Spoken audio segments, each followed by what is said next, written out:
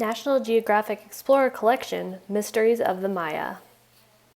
Cracking the Code.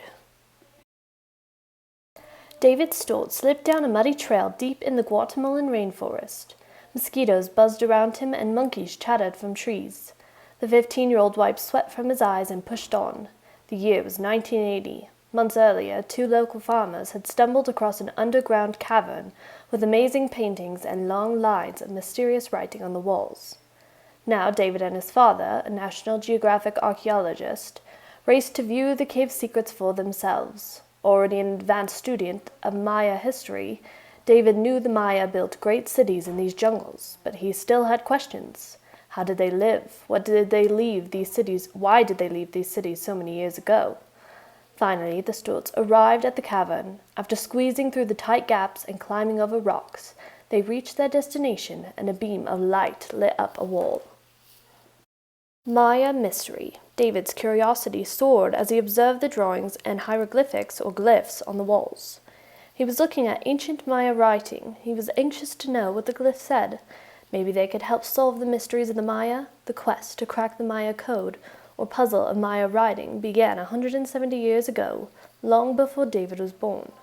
Back then, Maya cities were mostly the stuff of legend, and many people wondered if they really existed. In 1839, two explorers decided to find out. They trekked through the dense, dark jungles of Central America, where they discovered pyramids wrapped in vines and glyphs carved in stone. Over time, the explorers visited the ruins of 44 Maya cities. The book they wrote about their findings made others want to know more about the Maya. Digging for clues. Archaeologists began digging for answers, literally. Over time, they found buildings, ball fields, and even tombs that had been buried beneath the jungle. They dug up pottery, jewelry, and other clues on how the Maya lived long ago. The clues told them that the Maya thrived from 250 CE to 900 CE in surprisingly large cities. The ruins at Tikal in Guatemala, for example, include 3,000 stone buildings and as many as 90,000 people once lived there. As they explored further, archaeologists realized that the Maya had no metal tools, yet they built pyramids and temples that rose 40 meters, 130 feet, high.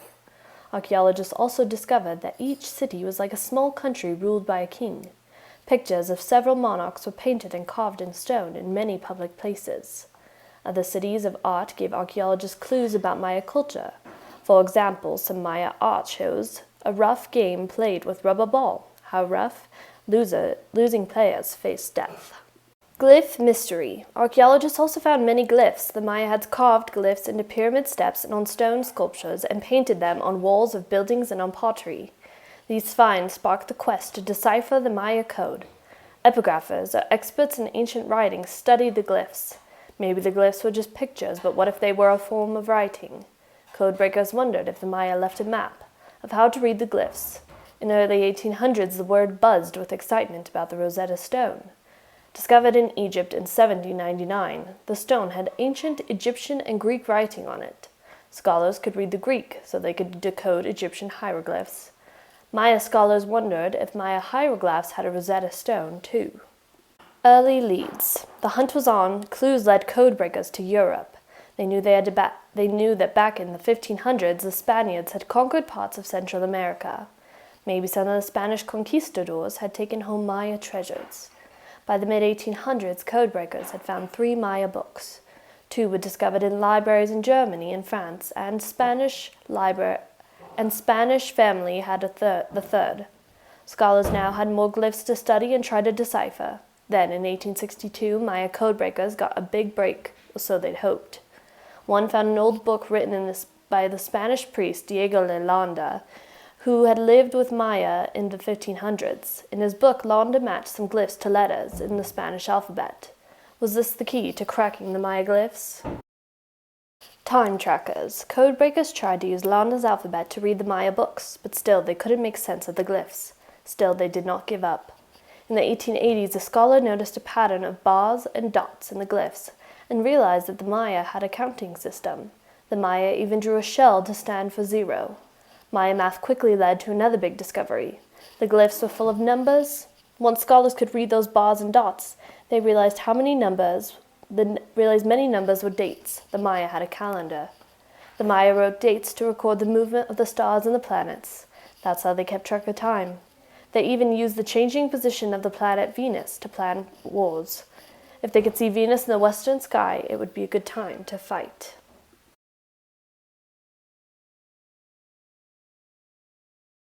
Breaking the code. The 1950s codebreakers had identified 800 glyphs, but they still couldn't read most of them, with their meanings lost forever. Then codebreakers slowly began seeing more patterns in the glyphs. Some seemed to be the names of places, while others stood for words like born or died. These glyphs often had carvings of people next to them.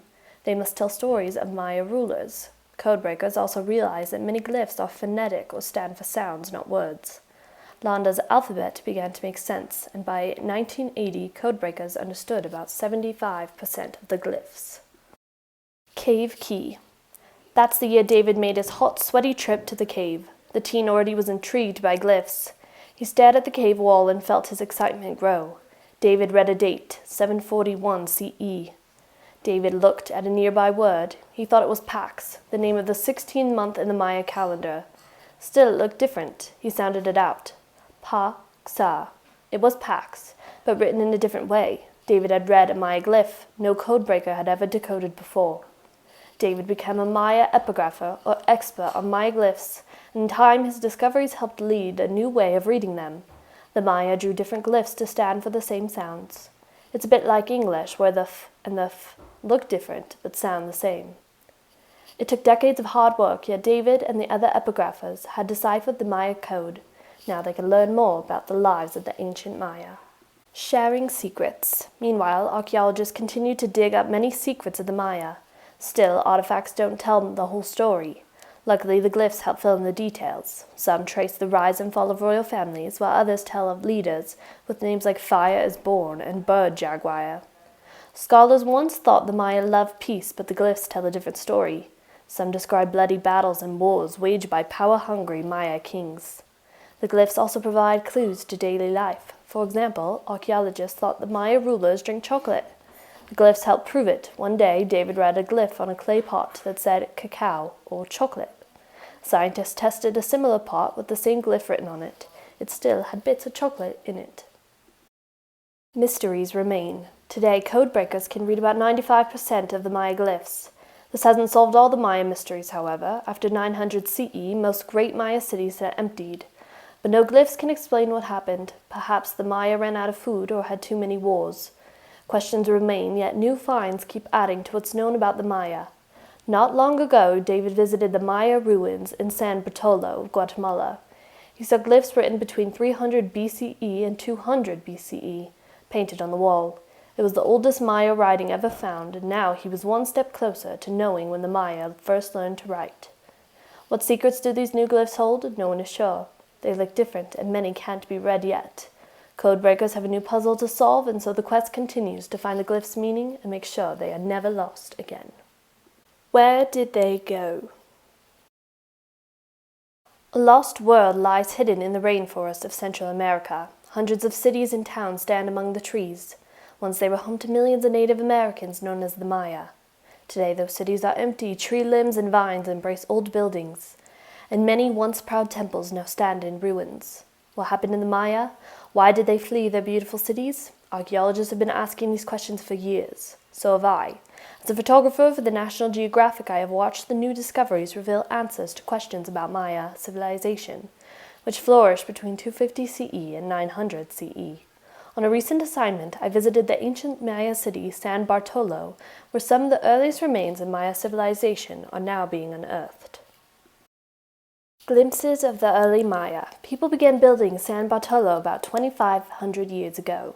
They constructed large stone pyramids, including one around 30 meters, 98 feet high. To the Maya, pyramids stood for mountains, which the Maya thought were holy because they reached toward the sky. The city of SanBartolo contains many surprises. At the base of one pyramid is a room full of beautiful murals. The Maya artists painted about 2,100 years ago.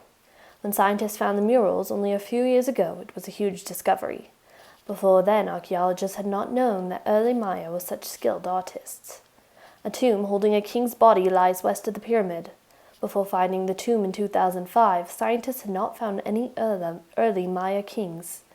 In addition, scientists found some glyphs nearby. The symbols represent some of the oldest Maya writing ever discovered, and may hold clues to its development. Clearly, SanBartolo is a treasure trove full of Maya scholars, but isn't the only Maya place.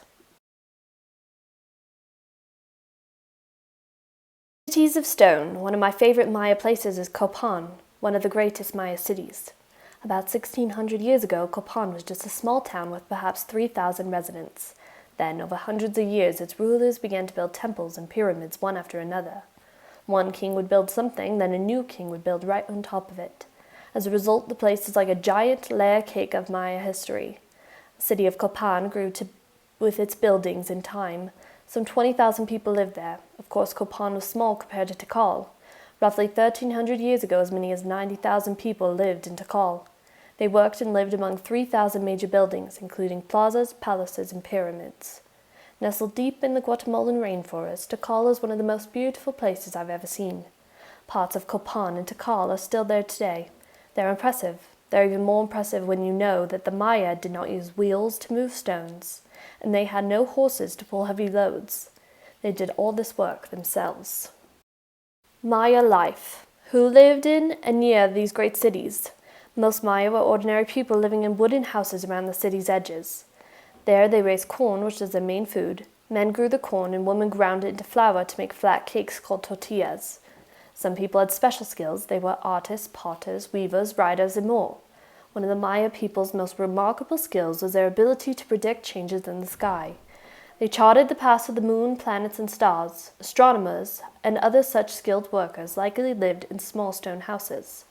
Then there were rulers. Maya kings and nobles wanted people to think of them as gods, so they lived in style. I once took photos of a Maya palace in an ancient city of Palenque. The palace was huge stone buildings with many rooms and fine carvings. Clearly, this home belonged to someone important. By 1,200 years ago, the Maya had been around for hundreds of years, and it seemed like life would never change. But then, it did. Hard times.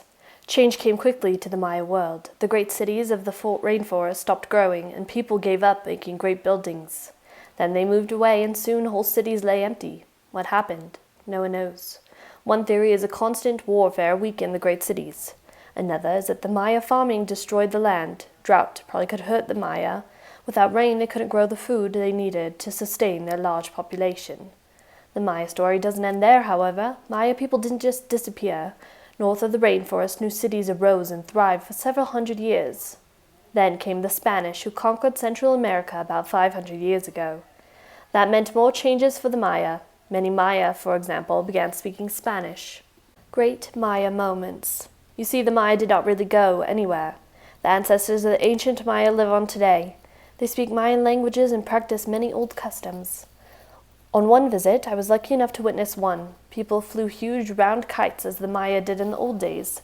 The kites stood for messages to family members who had died. Everyone tried to fly the kites as high as they could, so the messages would reach the heavens. Photographing shows kites was a great moment. It showed me that Maya culture lives on. Actually, taking photos of the Maya world is full of great moments. I cannot wait for the next one.